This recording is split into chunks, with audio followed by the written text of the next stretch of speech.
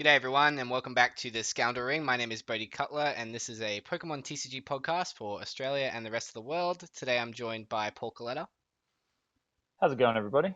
and Alexander Bray. It's funny because I'm fat like Cooper. Oh, don't even I get me have a started. 5 retreat cost. That's too old, my friend. Too old. All right, boys. You know the drill. We're into episode 5 now. We're going to start off with the Pokemon TCG news from Australia and around the world. First thing we're going to talk about today is that pre-releases are officially gone and done in America and Europe, and Australia. We have ours this weekend. Have you guys had a chance to have a look at any of the pre-release pulls on YouTube or anything like that? Pretty much all of them, I think, because I'm like super excited for cracking my own boxes, and I'm like, I gotta find out the pull rates, and I just like have this weird obsession of looking up the pre-release videos because I just like live vicariously through people because pre-release is like my favorite time of the year. I haven't Anyway. watched any. I prefer to actually like open my own packs and watch other people open their own packs. Party pooper. I am. Nah, he's just the exact opposite of me because he's literally me from the other side. That is true. All Yeah. right, so Paul, having a look at these videos online, I mean, I'm like you. I've looked at a bunch of pre-release Oh, pulls. yeah. I've watched box openings for an hour. I mean, I am 200% into Sun and Moon right now. I'm so keen. So keen. What's the English card that you've seen that you like the look of the most? Solgaleo GX Full Art and possibly the Hyper Rare, baby. That's a beautiful card right there. I got to give a big shout out to Hyper Rare Umbreon GX. Ooh, that's also a solid choice. When we crack I mean, sorry, please go on. look, I collect Umbreon, so I plan on collecting the set, but I'm also thinking about the fact that I'm going to have 3 other Umbreon to collect, so I'm just like already planning for the hit to my wallet to buy 6 Umbreon GX, 2 of each art, and I'm just like, why am I like this? Oh well. Whee! Alex, do you collect any Pokemon? I don't collect, but in terms of like favorite art, like Team Skull Grunt Full Art is like the best, and I'm totally gonna get like 3. Oh, it's amazing. Like I really really like it. It's super rainbow colored in the background as well. Do you think if you play it, they should play the Team Skull Grunt in the background of your actual game? Well, that was my plan. That'd be hectic. Bow wow. Anyway. Man, I learned my rap skills from them. Pretty good. All right, boys, we're going to move on now. So, Sun and Moon, what is essentially Sun and Moon 1.5 or 1 Plus, as the online sources have been calling it, has officially leaked in full today. So, we got a couple of cards to talk about. Gold DCE, hyper rare versions of the starters, Sylveon, Drampa, Toxapex. Is there anything that sticks out to you guys immediately, Paul? Look, I think Sylveon GX and Toxapex GX both have some really strong potential coming up, honestly. I mean, I'm a big fan of any psychic type deck. I mean, I know Toxapex is a poison type before anyone jumps down my throat on that one, but yeah, like I think the card is actually pretty strong. And then Sylveon GX as well has a pretty nice starting attack, especially because you got the energy evolution Eevee, so you can just attach a fairy on the first turn and search your deck for 3 cards, and you're immediately at such a huge advantage. I'm like, that's incredible. It's actually really good. And then its second attack isn't even that bad. Like, why 1 fairy and 2 colors for 110? Like, that just 2 shots everything. It doesn't even need an extra effect. And its GX attack is also pretty disruptive. So I'm like, solid card. Good job, guys, making all the evolutions strong. Alex, did you have a chance? I know just before we started the podcast, we saw gold double colorless energy. Have you had a chance to look through any of these cards? No, yeah, I'm trying to do it right now. It's interesting. I know you mentioned it on the Facebook post. Like they're really doubling down on double colorless energy for the next couple of years, aren't they? They really Which are. it concerns some people because like ever since I feel like 2012 and the old days of Mewtwo Wars, like you could really see how much double colorless could affect an entire meta. I think there's enough variety, enough format as for decks, and I think the point I was making a couple podcasts ago, how my favorite card was Max Elixir, I do stand by that. I think it allows basic energy decks to still compete with special energy decks, and it's not like what it used to be in the past. So I think I think some of us old timers might be a bit concerned because we know how bad a format that centralized double colors energy can be. But they're obviously going to keep it in the game. But I don't think it's going to be as bad as people think. Yeah, and it's gold. Pokemon will make lots of money, so Yeah.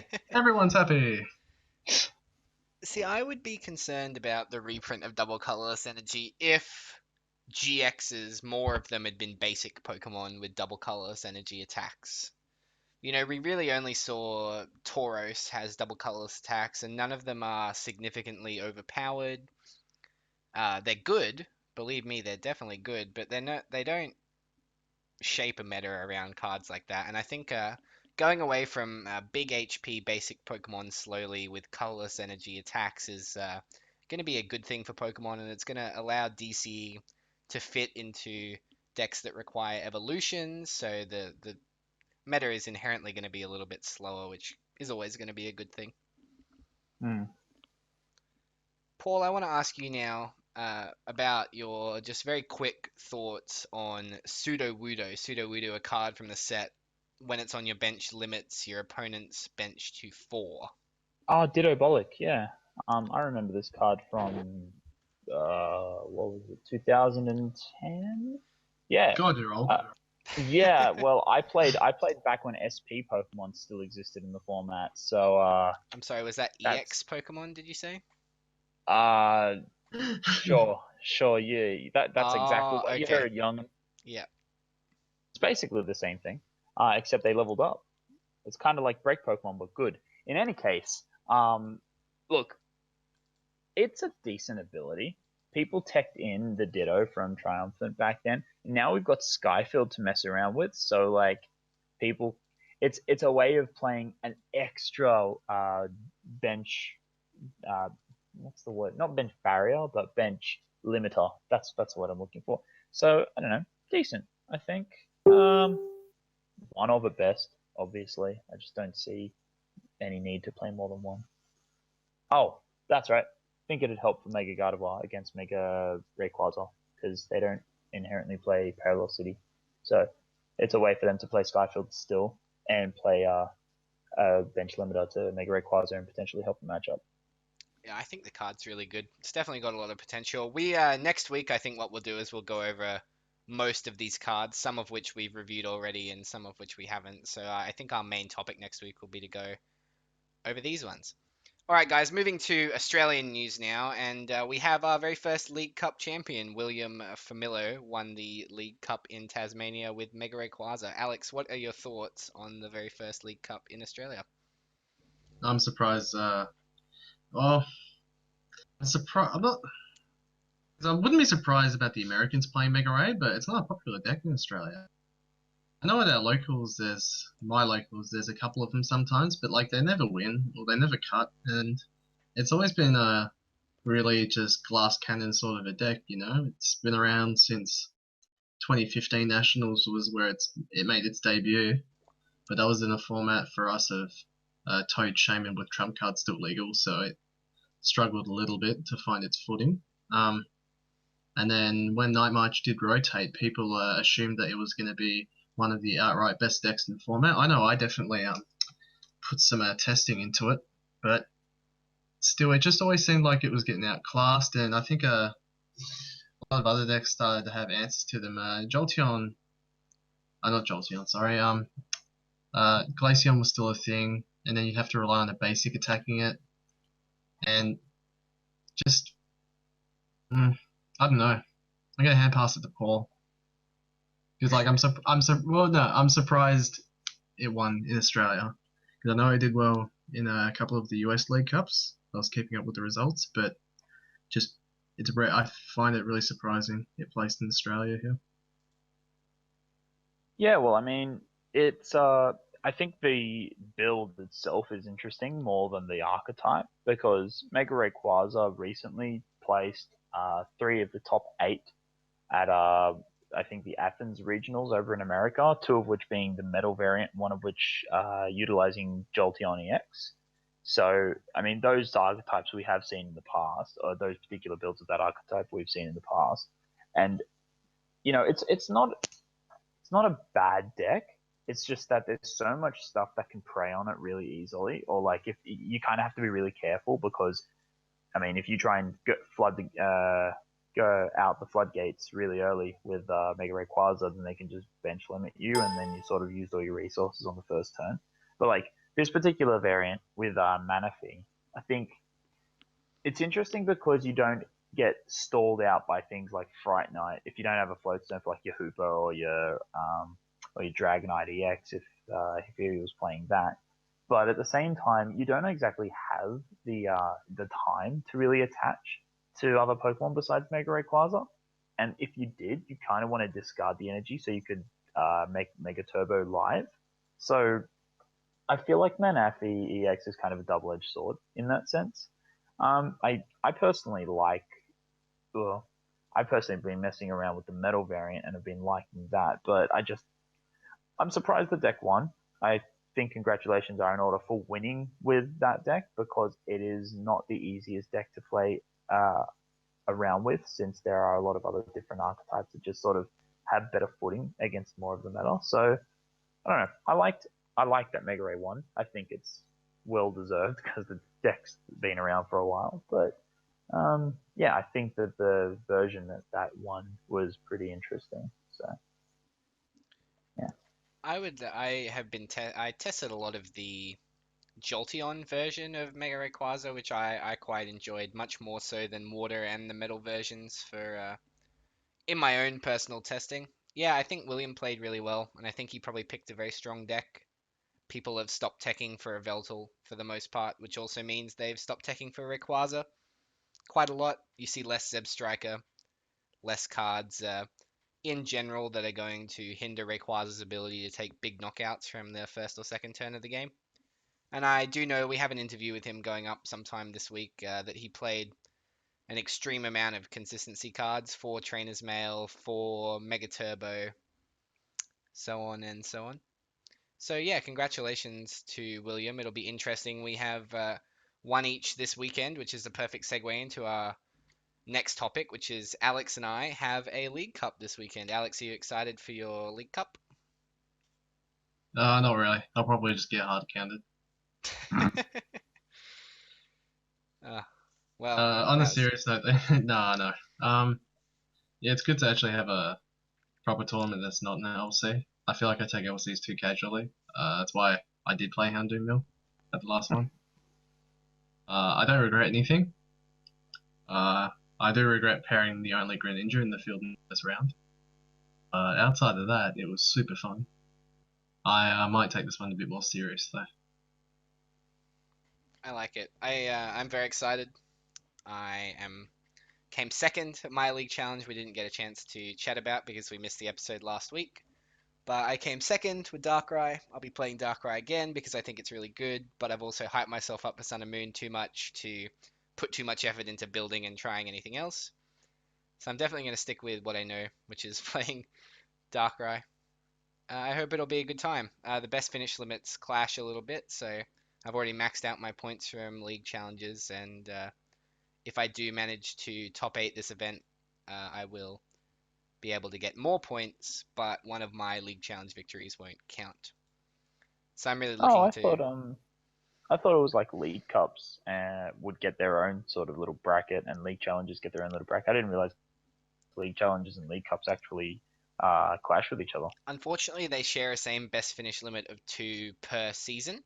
So the season was November, December, and January. And of course, this falls on the last weekend of January, which means that it will count towards my November, December, January points, which are currently 30 points. So let's hope for a win, and we can bump that up to 65.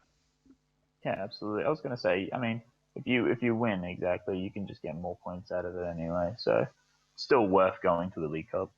Absolutely. All right, fellas, we're going to go on to our main discussion of the week now. So each of us has bought a prototype deck list for a Sun and Moon deck to introduce you to each of it. I have bought a Decidueye deck list, Paul has bought an Umbreon deck list, and Alex has bought a Volcanion deck list updated for Sun and Moon. Now, we're going to start with Alex, and Alex, I want you to firstly explain the deck just in general, and then maybe go over some of the different things that you put in it from the Sun and Moon expansion and how you expect it to go in the coming format. I think one of the major things that happens to Volcanion with this next set is one of its more annoying matchups is seeing already less play, but I think it's going to see now even way more less play. Fright Night Yveltal has always been a very annoying card for Volcanion. We see a shift from Yveltal now more so to Darkrai, and then with the introduction of Umbreon GX, I think that'll start to become a focus of Dark decks again, rather than Fright Night Yveltal. So in that sense, it actually changes the core lists that Volcanion's played in the past. We see a shift now coming away from stuff like Escape Rope and a switch, and more so now for a 4-off copy of Floatstone, because you no longer fear Fright Night Yveltal because it gets run way less, and now you can safely place them on there. And other cards which also, other counts of cards that also get affected is stuff like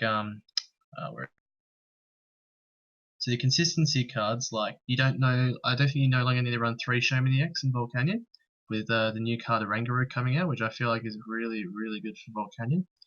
Decks are so aggressive, and to take an early prize lead at the start, you are most likely going to have 2 or 1 prize cards left at some point, obviously.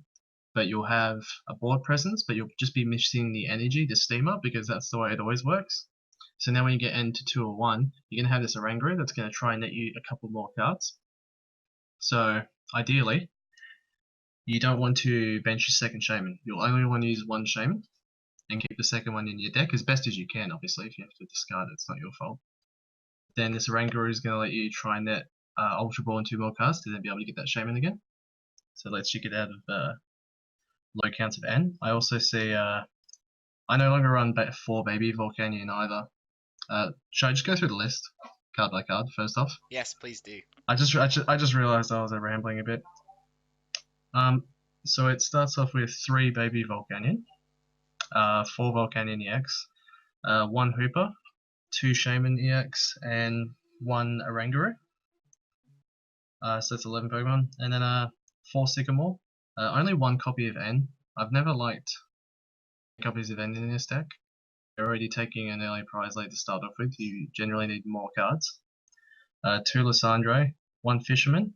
I'm still running a Ranger, because the other card which I see getting played now in this next set, just because all these new decks that we're talking about, stuff like Solgaleo, stuff like Lurantis, they're still classed as EXs, correct? Uh-huh. I think Regice is still going to remain a force in this coming format. I'm already starting to see quite a bit of it at League lately, because I think some of my local players have already seen that Greninja is getting played less, and non-EXs in a lot of decks, because the biggest decks in our format which had non-EX attackers that could actually deal large amounts of damage were Yveltal and Volcanion, and I think Volcanion will stay, but since we're playing less Yveltal now, and less Fright Night Yveltal, I think Regice has the capacity to actually deal quite a lot of damage. And then the other point is, since we're playing high counts of Floatstone now in these Volcanion lists, because there's less Fright Night Yveltal, it means that Fighting Fury Belt counts are dropping in Volcanion. So now if you're fighting Fury Belt Regice, actually no, it doesn't need to get Fury Belted. You still one-shot the baby Volcanion. It can't get touched by Volcanion EX. And since you're running less counts of baby Volcanion now, I think Regice is actually really, really strong. So I've left Pokemon Ranger in the Volcanion list, outside of also being able to Volcanic hit twice in a row, but I find I actually never really used it for that.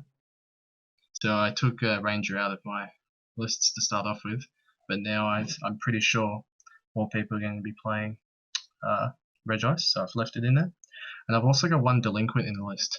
I got rolled at League, the last League challenge. I played against a Volcanion with it was Houndoom Mill, so it kind of doesn't really count, but he actually played Delinquent in his Volcanion, and it completely caught me off guard. Like, completely. I had 3 cards in hand. There was a Sycamore and a Crushing and something else, and I got delinquented, and I lost. It may seem a little bit of a bias, but I'm actually going to test it. Stadiums are going to remain a thing in the format, and although you may need to, like, sometimes play Sycamore to get copies of, like, your retrievals or just energy to be able to steam up, there are turns for Volcanion where they can actually delinquent. I sort of experienced it firsthand at my last LC, so I've also got that in the list.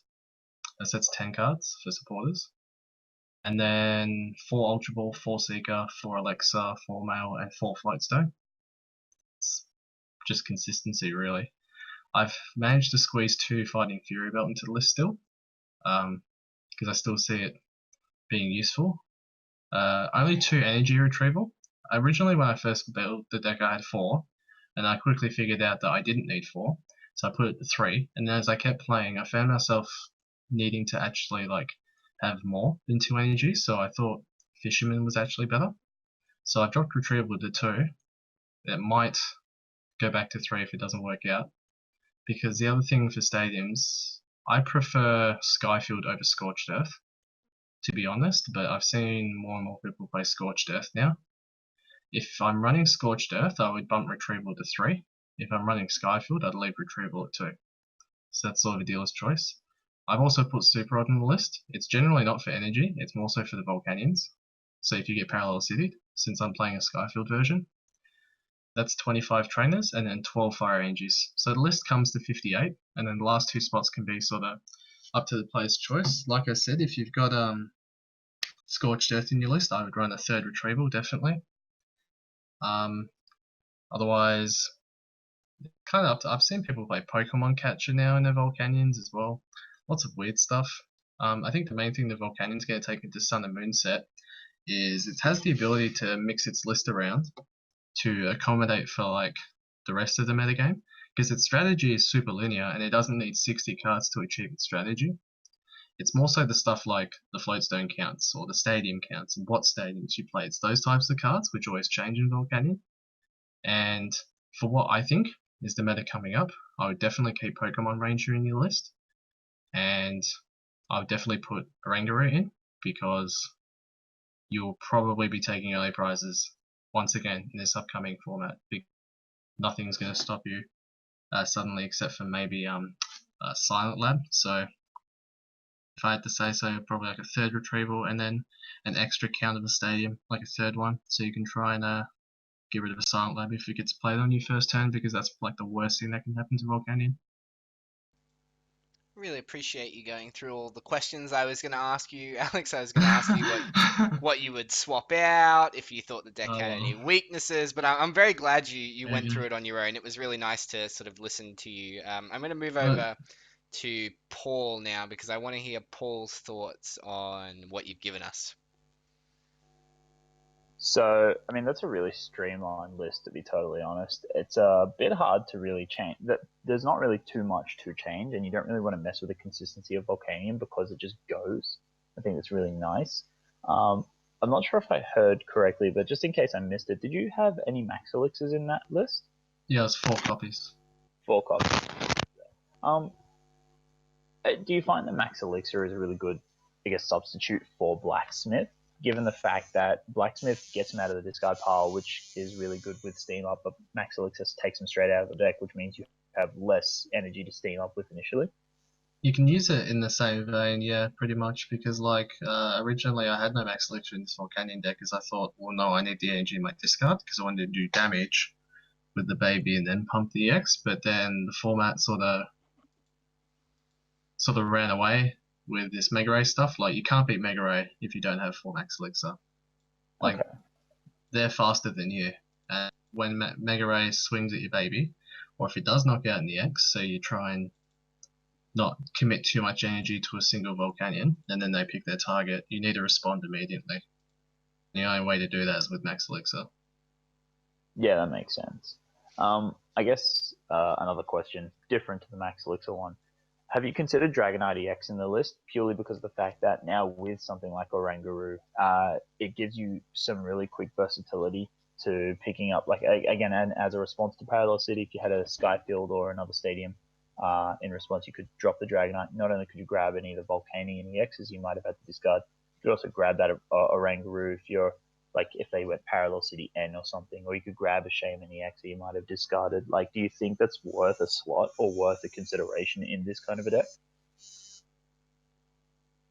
I'd lean towards no, but I would only say because by the time you'd play Dragonite, I feel like. So when I have Super Rod in the list, it's mainly as like just in case I like prize 2 Volcanion EX, you know, like it sometimes happens, and it's versatile enough where it's not Sacred Ash, so I can also put Fire Energies if I really really want to. When a Volcanion EX like gets knocked out, and if the second one's gonna get knocked out, usually my end game is just knocking out a Shaman at that point, so I'm not actually gonna need multiple Volcanion EXs. Like, I'll just need the active that I'm going to be attacking with, or even a Fury Belted Baby Volcanion. So I feel like Dragonite is better in decks like Gardevoir and Dragonite's better in decks like Gardevoir and Mega Ray, because their damage output is completely dependent on their bench size, whereas Volcanion's not.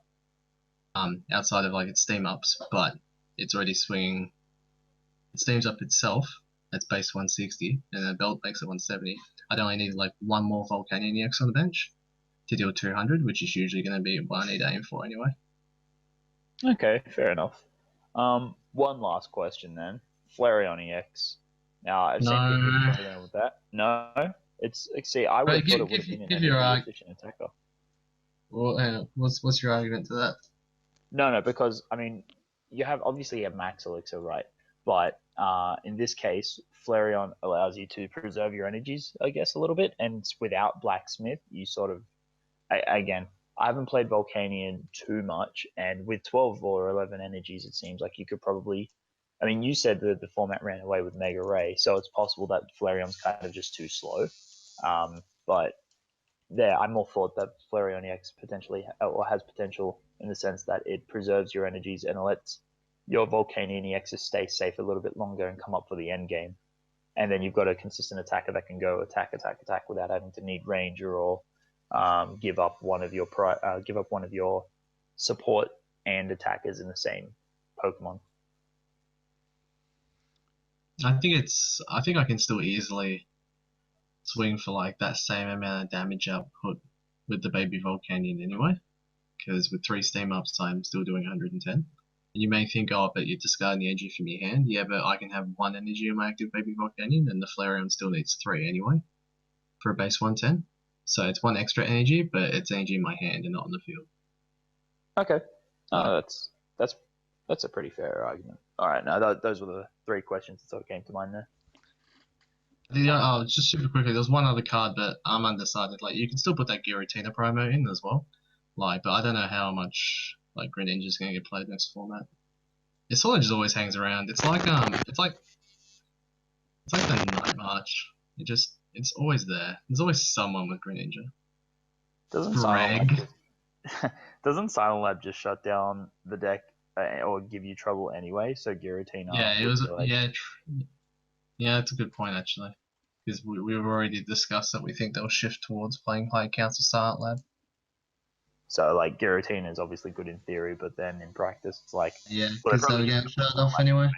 Yeah. Yeah, and then Silent Lab redirects my general strategy. Yes, I'll throw away that idea. It's all good. In trash. Alright, boys. Paul, we spoke about your Umbreon list, and I want to hear it now, and I want you to go over sort of the same sort of things that Alex mentioned. Maybe some of the strengths of the deck, the weaknesses. Go over the list if you can. Sure. Okay, so as I was listening to Alex, I also had a bit of a brainwave that might be able to assist the deck a little bit more. So I went with the Evolutions build. Seems obvious, but it's basically you've got Umbreon GX's Shadow Bullet attack, which I'll just, from here on out, I will say Night Spear, so that way everyone knows, but just for reference, it is called Shadow Bullet. It does 90 and 30 to one of the opponent's bench Pokemon. Obviously, 2-hit KOs most things in format. anything that's belted or having more than 180 HP would be just shy of that. So in order to like, I guess, hit that damage output a little bit easier, you could include those evolutions from Ancient Origins. So you've got Jolteon, Vaporeon, and Flareon, which make all of your stage 1s the respective types of that same Pokemon. And given that the GXs all follow the same evolution rules, unlike Mega Evolutions and EX Pokemon of X and Y and Black and White, Umbreon GX happens to be a stage 1, so it'll work well. Obviously, the synergy is that you have Eevee as the base Pokemon, which means you've got the same evolution line, but with the downside, of course, being you can only run 4 Eevee, so you have to make sure that you pick and choose carefully. That's not so tough because, say you were against something like Volcanion, you don't really need Flareon or Jolteon in the matchup because you're not really hitting any of those Pokemon for lightning or fire weakness, sans maybe the Shaman EX, but Shaman EX is probably not the main target anyway. And you could always just ping it early for 30 with Umbreon's Night Spear, and then pick it off later at your leisure. The next thing is I wanted to make this streamlined, so I didn't really add too many other tech cards. I've got a couple of Shaman EX, so I might run through the list. But just as a note, previously I talked about Espeon GX not being that great. On second thought, with these extra evolutions from Ancient Origins, it has the capacity to take some really big knockouts a little bit better than Umbreon does, because Psychic does 60 plus 30 for every energy on the opponent's active. So, and most things will have 2 energy on them in this current format. 2 is a pretty reliable number to expect. So at that point, that would be about 120. And then with one of the 3 evolutions to change or to give you the added type, it's a higher chance you hit for weakness and do 240 damage, which knocks out basically everything in the format that's weak to, I guess, Psychic, Water, Fire, or Lightning. So based off that, I have I have 4 Eevee. That's stock standard. And from there, I have 1 of each of the Ancient Origins evolutions. Then you've got 2 Espeon GX, because I don't think it should be the main attacker, but I definitely think it's worth using there. And then 3 Umbreon GX, because I definitely think it's the stronger attacker, since it can set up multiple KOs with the fact that 90 does turn into 180 after weakness, and the 30 splash damage can potentially bring down anything with 210 or less HP after, well, the 30 splash damage plus the 90 times 2. So I've got 3 Umbreon GX there. I've also added 2 Shaman EX just for a bit of consistency. Lugia EX is sort of a floating spot at the moment. I have that there because I was thinking about Glaceon EX and how that could cause some trouble. But I've also decided to put Escape Rope into the list and Lissandra, so I think that you might be able to get away with that by splashing it early with Umbreon, either by using Strafe on the first turn or by hitting it with Shadow Ball while it's on the bench, and then finishing it off with Espeon GX's attack later, since Glaceon EX will usually have 3 energies on it.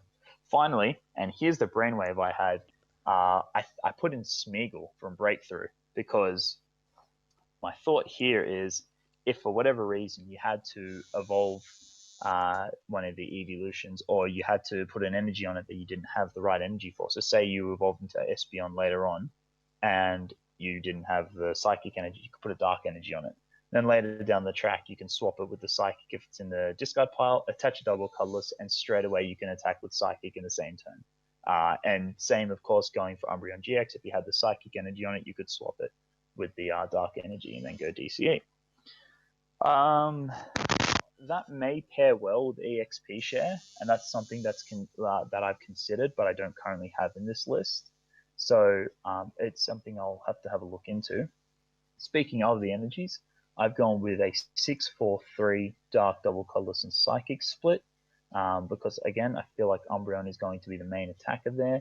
Espeon should see a little bit of play, but you mainly want to get Umbreon out early, especially because Umbreon's Strafe attack lets you switch with the bench if necessary for 1 Dark, so you can sort of send up a bit of fodder while you are setting up Umbreon's attack and keep it relatively healthy. From there, so we can go into the trainers from there. I've got pretty standard stuff: 4 Ultra Ball, 4 Sycamore, 4 Versus Seeker, 4 Trainers Male. I've got 3 N, because I feel like this deck is probably a little bit less hyper than the Volcanion list. So you can probably afford to play a little bit more draw supporters, and you don't burn as much. I've got a couple of Level Ball, because Level Ball does happen to search out not only it can search out all of the EVs as well as each of the Ancient Origins evolutions, since you probably aren't using Energy Evolution to evolve those. From there, I've got 2 Professor Kukui, because Umbreon and Espeon hitting 110 will then allow them to hit 220. Oh, Umbreon would hit 110, and then with weakness, it would allow it to hit 220. Espeon GX, if the opponent only has 1 energy on it, then it has the same scenario as Umbreon, where it only hits 90. Of course, if it had 120, you've got well, actually, if Umbreon was to hit 150, say, because they have 3 energies on them, and the opposing Pokemon happens to have 170 HP, such as Evital EX or Glaceon EX, and they hadn't attacked, or Escape Rope had brought them up, then you would be able to hit that exact one-hit knockout. So 170 is a pretty nice number for Espeon to hit there. 2 Super Rod, because you're going to need to recycle Eevee throughout the game. There's just the big problem here is going to be there's not enough Eevee to go through. And of course, if you have prizing issues, or if you have your support evolution knocked out, then you can put it back in and get it back out. From there, 2 Lissandra, pretty standard. 2 Escape Rope. Again, this is to get around Glaceon EX, but also because Jolteon EX itself, Jolteon has free retreat, so you have a bit of a pivot, and you don't want to get something like your Shaman EX stuck active, because you don't want to waste attachments on non-Umbreon or the Espeons, basically. 1 Town Map, because you want to make sure you've got the right evolution if they're prized. You want to be able to get it as quickly as possible in your relevant matchup. And a Professor's Letter, which we haven't seen in a while, but basically just to make sure you have the right energy early on, because you don't want to have Espeon in a matchup against, say, Mega Gardevoir, for example. And that's pretty much it. It's just to make the deck sort of run as smoothly as possible while still having your tech options available. Questions, guys? Yes. I would like to ask you about the energy split that you plan to run between Psychic, Dark, and Dark, basically. Do you think that you're going to have a reasonable amount, I guess including Smeagol, do you think you're going to have a reasonable amount of success in getting whichever one you need for the matchup? Well, I mean, Umbreon is going to be the main attacker. Its splash damage from Night Spear is going to set you up for your KOs anyway. So that's something I guess I would like to test to see if 6 is enough. Starting low, I think, is important, because if you start too high, obviously you're going to find that you get the energy when you need it. But if you start low, then you'll be able to see whether or not the energy is of a high enough count to be consistently coming out on the first or second turn. Because I mean, Umbreon doesn't have to be out on the first turn. It's just if you get out on the first turn, it's unlikely to be knocked out, and it just means you don't have to spend a turn evolving or looking for it next turn either. So Smeagol isn't going to trigger the energy evolution, so that's something to keep in mind. But Professor's Letter should allow me an out, because I'm obviously potentially looking for 2 different types of energies, so I want to make sure that I have the capacity to hit them at the right times. I think the energy counts may need to be messed around with. I'm starting at a low, like I said, to see if they are in fact enough. Okay, I think that was my main question about the deck. Alex, how about you? Have you considered a Hex Maniac? So, I mean, yeah, but I'm not too sure what matchup it would particularly help with, especially because, I mean, it would shut down the evolutions, so I'd only be hitting for Dark or Psychic, and then I wouldn't be able to use, or I'd have to use Smeagol first. But what in particular would that be relevant for? Greninja and Volcanion. I mean, Volcanion, I want a one-hit knockout with Vaporeon. If I play Hex Maniac, then I won't be able to. But then, okay, so you knock out Volcanion EX. It's not super hard for Volcanion EX to then get another Volcanion EX ready. and then steam up twice, Fury Belt 200. That's And fair. then, like, is it? It's also a recovery option since there's no energy acceleration in this deck. No, and that's Smeagol's the fair. versatility, and it's not like there's anything you can easily put either. It's like it's a very controlling, so anything that's energy denial will be an issue. I know you had special charge, yeah? Did I hear that right? No, I didn't play special charge because I feel like by the time you've used your 4 DCE, you've probably either finished the match or you're going to run out of steam. And I guess I didn't touch on this. I will be very brief, but we can also use Umbreon GX's Night Cry, I think is its GX attack, to rip 2 energy off the field at any given time. So that can potentially slow. That's a potential recovery option as well, because you can just like slow down any manual attachment deck similar to this deck. Again, against Volcanion or Greninja, you can't really do that too much. Well, Volcanion can re-accelerate them, but that potentially slows them down for enough of a turn. Who knows? As far as Greninja is concerned, they never have more than 1 energy on the field anyway, so that's difficult there. But yeah, no, I don't think special charge is going to be necessary right now because I just don't think you're going to have the time to use it. The last thing as well was is there any stadiums in your deck list? No, not in this deck list. I have considered what stadiums did I consider? I actually just considered Reverse Valley by the looks of it. I feel like there might be another stadium worth looking into. Not Skyfield because I don't think your bench is going to ever really be big enough. Yeah. I mean, Reverse Valley does let Umbreon hit 130, I believe. I can hit 120 after Kukui, so that's again potentially relevant because 210. If you need to hit something above 220 HP, which I don't think is too much currently, but if you needed to, then it would be good. How about Faded Town to deal with what appears to be relatively bad matchups in Mega Pokemon? So I mean, Mega Ray, you have Jolteon, which would allow you to one-shot Mega Ray itself. But the other thing, of course, being you can just prey on the Shamans with your Night Cry or even Psychic, as long as Jolteon is up. Obviously, they can target down the Jolteon, but Mega Ray doesn't exactly appreciate having a 7 prize game because they generally invest heavily in their attacks. But in saying that, well, I mean, I guess the other thing being, of course, Umbreon can potentially take 2 hit knockouts. 4 prizes in 2 turns with 2 Shaymaniacs. So if it gets the opportunity to constantly drag them up with things like Escape Rope or Lissandra, then it gives them enough time. The other thing as well, because of Night Cry, you can potentially just rip energy off of a Mega Rayquaza and force them to wait a turn while you reset up your Jolteon if they decide to knock you out. So, if they decide to knock Jolteon out, I should say. So, I think Mega Rayquaza might not be too bad. Mega Gardevoir, yeah. That was what I was about to suggest because that's an outright bad matchup, especially if they stick to like Fairy Drop.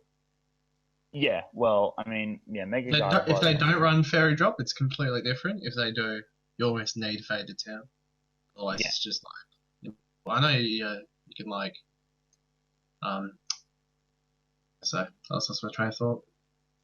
No, that's alright. Well, Umbreon is resisted by Mega Gardevoir, and Mega Gardevoir hits Espeon for weakness, so the archetype already has trouble, as is. And, I mean, it doesn't knock out Umbreon GX in 1 hit, although with Professor Kukui, I think they might start playing that, and it's possible that then...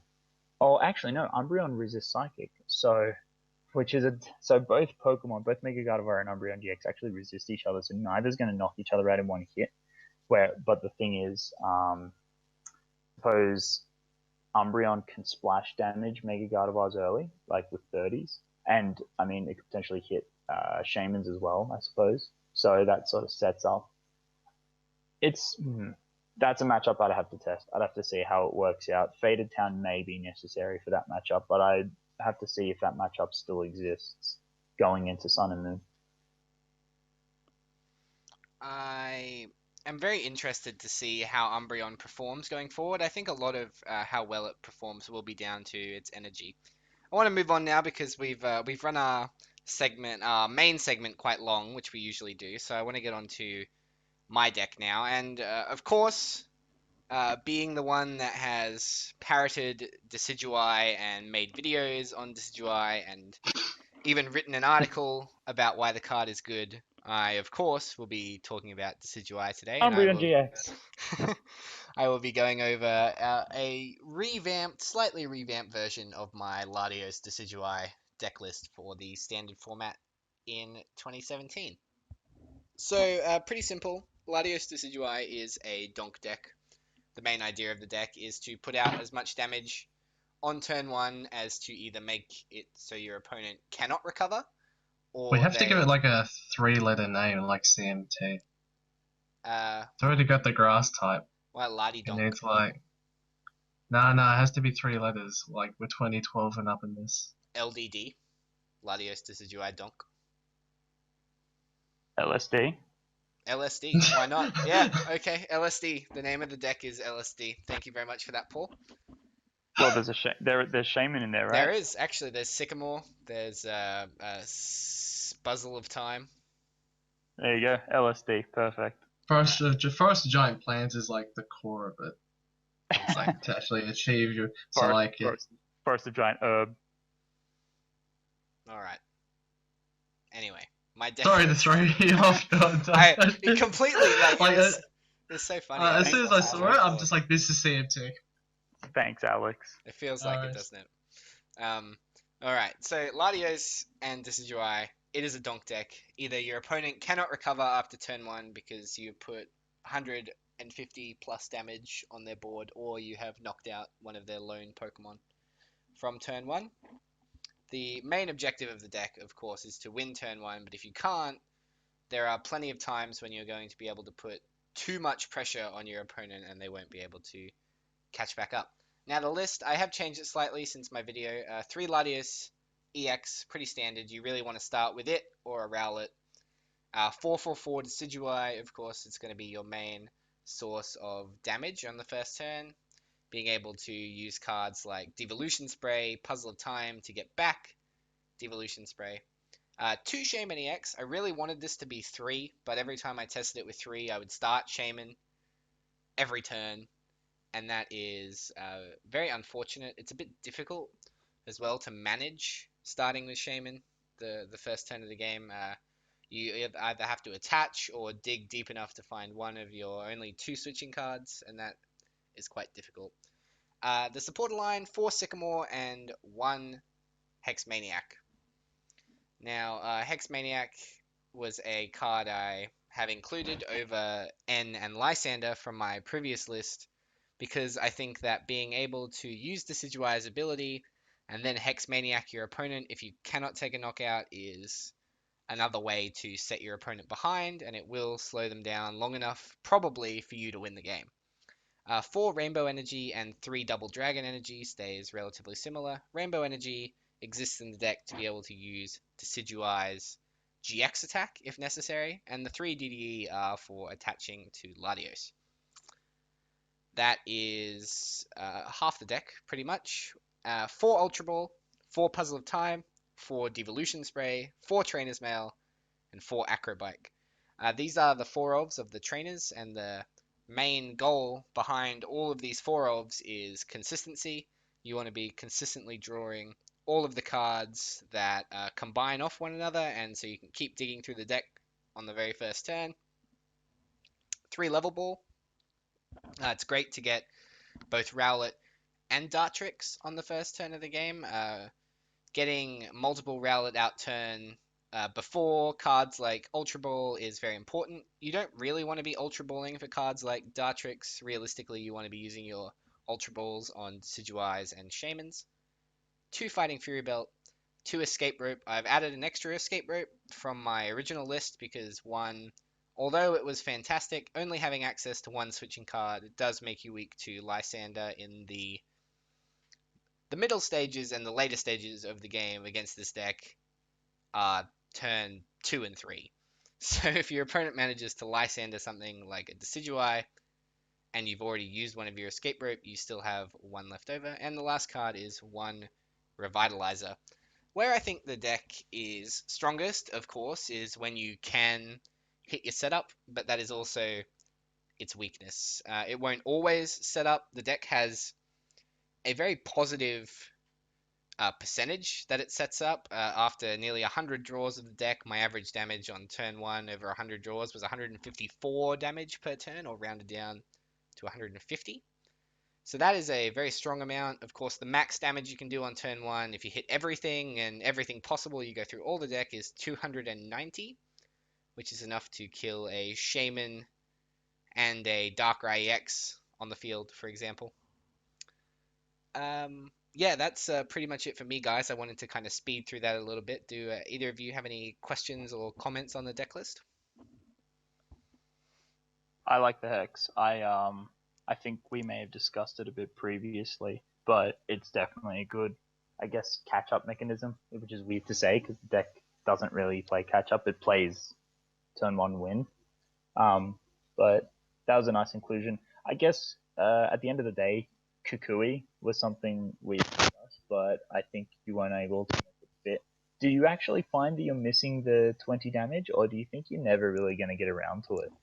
I feel like Professor Kukui is a card that's probably really good on the second, third, fourth, fifth turn of the game, but the deck doesn't really want to get there. If you're getting to the third, fourth, fifth, sixth turn of the game, all you're doing is hitting with Decidueye and hitting with Latios. You're not really going through your deck very much anymore. You're not continuing to Sycamore over and over again because the deck will already be relatively small. I have considered Professor Kukui.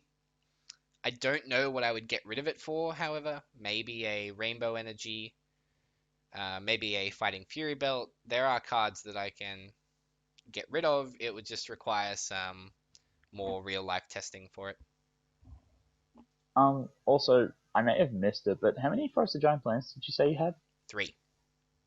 Okay, yeah, because you said 3 level ball. I think I was like, wait, did I hear Forest of Giant Plants? Nah, there must have been 3. So, okay, cool.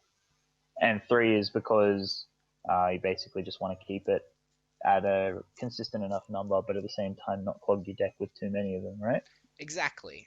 3 gives you a chance to draw one on the opening turn of the game, of course. That's the main goal. But as you're searching through your deck with Trainer's Mails and Acrobikes and Ultra Balls and all of this, looking for your combo pieces like your Puzzle of Times and your Devolution Sprays, you don't really want to be drawing into multiple copies of Forest. I found 3 to generally be plenty. 4 was nice because it guaranteed you started with it a little more often, but I think it's unnecessary going forward. Fair enough. All right. Well, other than that, I think that list sounds pretty tight, honestly. And I'd be terrified to play against it. Let's just say that. Alex, were there any comments from you? Yeah, a couple. Mine's 7 energy is too much. I can. Like if it's a Sorry. one, no, it's alright. If it's like a turn possible, I feel like that's the worst type of card to get stuck in your hand. Like you want to keep drawing, then you hit all these energies and you're like, oh god, like I literally can't play these. And if you don't have a Sycamore in your hand, your turn is done, or an Ultra Ball, and your turn is done. So you've obviously already fished with it heaps. Do you find you clog energy a bit? Occasionally. A lot of the time, I think I'm discarding energy with Ultra Ball. I feel like energy is getting discarded with Ultra Balls and Acrobikes, and I don't know if I replace them, if I would be discarding the cards I would replace them with. I have considered playing less energy. There are 7. I was considering dropping to 5, dropping to 2 Rainbow and 3 if DD. that's what if you're Acrobying them away or you're Ultra Balling them away, completely remove the option of them being a better card than like the Acro or the Ultra Ball. You know, like you might as well. Because the other card I've thought about was like Repeat Ball, because I love Repeat Ball when you have like multiple counts of the same cards in decks like this. Like you can Repeat Ball for like 1, 2, or 3. Like all of them will be good. That's very true. Thought about running that. I had thought about running cards like Nest Ball, Repeat Ball, and Timer Ball specifically as well. What do you guys think about Timer Ball in this deck? Is I really timer like. the flip? Yeah, Yeah, Timer is Timer's the is like dual No Jewel ball. flip. Ball for. Nah, no flip. Like in this, I wouldn't want to even bother with a flip. See, I'm the opposite because I played when Jewel Ball was around, and I can tell you that Jewel Ball was really amazing for the basics that you want to get out early. In this case, you want to just rip through your deck as quickly as possible. On average, you're getting at least one evolution, and it's going to be there are 8 evolutions in your deck. So Level Ball gets out Dartrix, sure, but Ultra Ball's preserved for like 9 different cards, and that's a bit of stress on Ultra Ball. Timer Ball would definitely alleviate that a bit. And I mean, I guess taking out Double Dragons, it may not be the worst thing in the world, just because of the fact that, like you're saying, Bodhi, you don't really want to get past turn 2, so like you don't realistically want to be trying to Light Pulse anyway. It's more if you had to. See, I So think I would rather more DDE than Rainbow Energy, just because Light Pulse is very strong. 110 damage, 120 with a Fury Belt is like nothing to scoff at, of course. Paired with 3 Decidueye, you're up to 180, maybe that's even relevant. on the second turn. So It's I, letting you snipe the bench with the side eye, so then you can just be like, cool, attack active game. Yeah. yeah, I think I would drop Rainbow Energy, maybe altogether, but I think Decidueye, its GX attack is too strong not to use at least once if you have to in this deck. Yeah, it's a good contingency plan, definitely. But I personally think Timer Ball would be a really good inclusion because like Level Ball's already going to search out the Rowlets and the Dartrixes anyway to some degree. Timer Ball can then get Dartrix and Decidueye, so you're always going to find that middle piece. It's just a matter of starting the Rowlet will, and which will, when you have 4, you're going to get one of them at some stage. Definitely lots to think about, fellas. Look, that's going to do it for us this evening here on the Scoundrel Ring. I want to thank my co-hosts and my friends, Paul Coletta and Alexander Bray, for joining me this evening. Fellas, is there anything you'd like to say before we head off? No, Um, I think I'm just looking forward to pre-release. Honestly, I'm like super excited to crack some packs, see some of the brand new cards. Like I said, I've already seen them on the videos. I just like to hold them in my own hands now, and I'm hoping to see some really. I'm hoping to see a lot of hyper rares. Alex. um, nah. I'm actually looking forward more to the cities. To be honest, just as it's the last hurrah for this format, and then we can move on to another one. I think it's kind of annoying that I don't get to play a League Cup for like this upcoming new format. So the first major tournament will be like all the way in March for the IC, but that's alright. Lots to think about. Definitely lots to think about. Look, guys, once again, I want to thank you both very much for joining me. My name is Bodhi Cutler, and with my co-hosts, Paul Coletta and Alexander Bray, have a good night.